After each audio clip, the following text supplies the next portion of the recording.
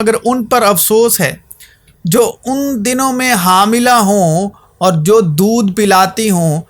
اب جو یہ دودھ پلانے والی عورتیں ہیں یہ کون ہیں؟ اور اے بھائیو، میں تم سے اس طرح کلام نہ کر سکا جس طرح روحانیوں سے، بلکہ جیسے جسمانیوں سے، اور ان سے جو مسیح میں بچے ہیں۔ یہ وہ عورتیں ہیں جو کلام کرنے والے ہیں اور جنہوں نے جسمانی طور پر کلام کیا، اور جو مسیح میں بچے ہیں۔ یہ دودھ پلانے والی عورتیں وہ ہیں جنہوں نے جسمانی طور پر کلام کیا اور روحانی طور پر کلام نہ کر سکے، اور یہ دودھ پینے والے وہ بچے ہیں جن کا جو ایمان ہے، جو مسیح میں بچے ہیں۔ تو کلام میں لکھا ہے کہ اگرچہ بچہ وارث ہی ہے، اگر وہ بچہ ہے تو اس میں اور غلام میں کوئی فرق نہیں۔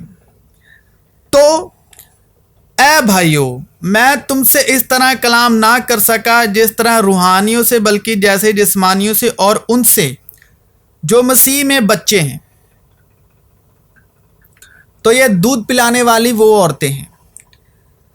میں نے تمہیں دودھ پلایا اور کھانا نہ کھلایا کیونکہ تم کو اس کی برداشت نہ تھی، بلکہ اب بھی برداشت نہیں، کیونکہ اب تک جسمانی ہو۔ اس لیے کہ جب تم میں حسد اور جھگڑا ہے تو کیا تم جسمانی نہ ہوئے اور انسانی طریق پر نہ چلے؟ اس لیے کہ جب ایک کہتا ہے کہ میں پولس کا ہوں اور دوسرا کہتا ہے کہ میں اپولس کا ہوں، تو کیا تم انسان نہ ہوئے؟ اور پولس کیا چیز ہے اور پولس کیا؟ خادم جن کے وسیلے سے تم ایمان لائے، اور ہر ایک کی وہ حیثیت ہے جو خداوند نے اسے بخشی۔ تو یہ وہ ہیں دودھ پلانے والی عورتیں، وہ ہیں جنہوں نے جسمانی طور پر کلام کیے، اور ان سے جو دودھ پی رہے ہیں وہ ہیں جو مسیح میں بھی بچے ہیں، کیونکہ اس وقت ایسی بڑی مصیبت ہوگی کہ دنیا کے شروع سے نہ اب تک ہوئی نہ کبھی ہوگی۔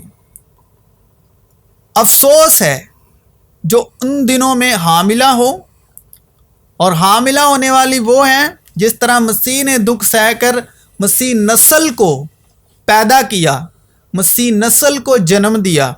یہ اس خادم کی بات ہو رہی ہے، اس خادم کی بات ہو رہی ہے جو کلیسیا کو جنم دے رہا ہے یا دینے والا ہے۔